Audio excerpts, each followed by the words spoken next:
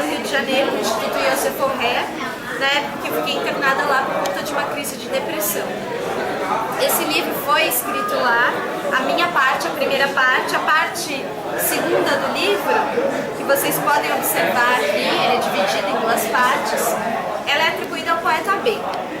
Enfim, ela fala justamente de uma pessoa que eu tentei não revelar a identidade, o nome, né, por se tratar do outro, né? É a parte que fala do outro no processo amoroso. O poeta B foi, de fato, a pessoa com quem eu estive, por razões que a vida é sempre uma densa teia de vividos, real, mas desleal ela, né? Fez com que nós rompêssemos e nos enovelássemos num processo muito doloroso de separação. Estando eu internada lá no Instituto Joseph Forré, por recomendação da própria psicóloga que me orientava, eu escrevi uma espécie de diário. Na verdade, e desse diário que começou com coisas impulsivamente escritas, sem crivo estético algum, impressões, sentimentos que brotavam dentro de mim, esferas de sensibilidade luminosa que se chocavam, gotas de suor de um desejo que nunca se realiza e que fica preso no centro de um gradeado de mármore e mar, assim, como ondas como grades. Imaginem isso, cada uma barra de ferro inquebrantável, tolhendo, deixando apenas que possamos ver ali pequenos continentes do lado de fora.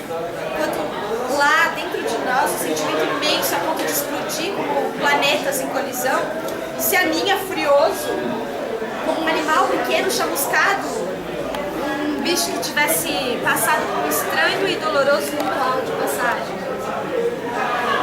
Enfim, desse livro acabaram brotando poemas que eu acabei selecionando. Eu não quis saber muito deles, deixamos com o Dr. Osvaldo lá na casa de repouso, e por coincidência, aliás, por uma feliz coincidência do destino, ele é o tio do Luciano, né? E mostrou os meus originais, a minha revelia para o Luciano, que ficou encantado com eu, e em seguida veio me procurar.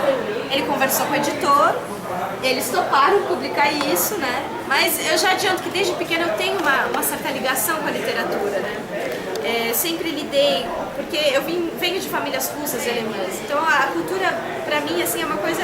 Meu avô era aviador, ele era um grande leitor.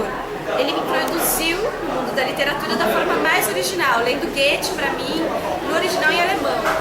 Então, enquanto a gente passeava pelas muitas cidades em que eu vivi, né? Porque eu já vivi na Rússia, vivi um tempo também na Alemanha, em Bebedouro, no Rio e também em São Paulo. Atualmente eu resido no Rio de Janeiro, mas a minha vida sempre foi esse Heiligen Hansens, tanto em termos pessoais como em literatura. Pois os meus autores, como eu chamo a minha Pleiade, né, Luciano? Pleiade. A Mariana, ela tem a sua Pleiade, essa maneira francesa de dizer que é a escolha desses autores, né? O Pound vai chamar de Paideuma. É a escolha que você faz dos autores, que deve ser muito criteriosa essa escolha para você compor a sua poética. São só os autores relevantes, na verdade. Os autores que têm alguma coisa a dizer em termos de linguagem e em termos de poética. Agora, o que eu acho interessante na sua Pleiade, né, na sua escolha, no seu Paideuma, chame do que você quiser, é que parece que você os escolhe por uma afinidade com o coração. Né? Você tem como se fosse uma espécie de olhar, mão que puxa do coração muito mais do que do intelecto. Eu acho que é justamente por esse olhar que você falou, o olhar do coração, que ele vislumbra uma espécie diferente, um tipo desconhecido de luz. De todo o coração, ele pega as coisas belas, as visualiza, observa de uma forma sagrada, julga ou melhor, sente delas e daí ele as incorpora de uma maneira orgânica. É o jeito estético, por exemplo, da Anna Akhmatova, que foi, por exemplo, uma das minhas grandes inspiradoras em termos formais mesmo, estéticos, estilísticos, daquilo que eu escrevo como autora, como poeta. Aliás, a minha dissertação de mestrado, A Rainha Grita da Torre, a poesia Quase Silêncio, em Anna Akhmatova, fala dela. A Rainha Grita da Torre, né? A citação dela é curioso, né? Porque é ela mesma falando, é ela mesma gritando na torre, né?